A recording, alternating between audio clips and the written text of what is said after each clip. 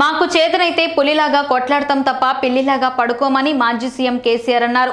నల్గొండ సభలో మాట్లాడుతూ 10 ఏళ్లు నేనేం తక్కువ చేయలేదు, నీళ్లు లేకపోతే తెలంగాణకు బ్రతుకు లేదని, కృష్ణా జిల్లాలో చావోరేవో తేల్చుకోవాల్సిన సమయం ఇది. కొందరు సన్నాసులు తెలివిలేక ఈ సభ వారికి వ్యతిరేకం అనుకుంటున్నారు. 9 ఏళ్లు మేమిచ్చిన కరెంట్ ఎక్కడికి పోయింది?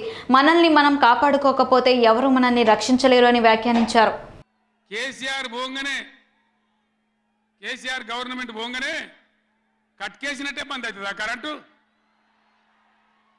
మేము 9 ఏళ్ళు ఇచ్చిన కరెంటు ఏం రోగమైంది? ఏం దానికి ఏమైనా మాయరోగం వచ్చిందా?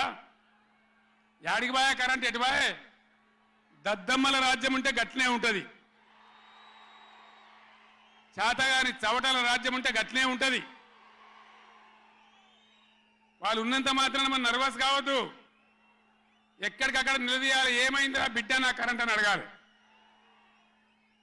ఇవాళ